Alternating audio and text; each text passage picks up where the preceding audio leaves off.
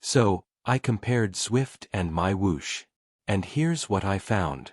They're both indoor cycling platforms, but they have some pretty important differences. Zwift is the more established option. It has a huge virtual world, plenty of routes and events, and a large community of riders.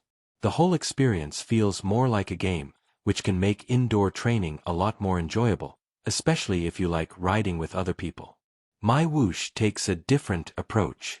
It also gives you virtual worlds, structured workouts, races, and multiplayer riding, but one of its biggest advantages is the price.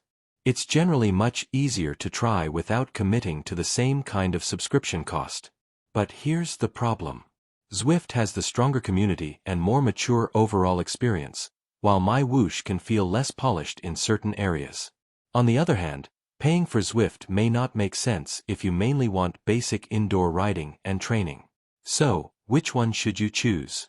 Pick Zwift if you want the biggest community, polished experience, and a more game-like environment.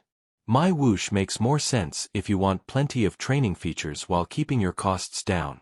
Basically, Zwift is the safer choice for the overall experience, but MyWhoosh could be the better value. The best one really depends on how much you care about community, features, and subscription costs. Thanks for watching. Don't forget to like and subscribe for more videos.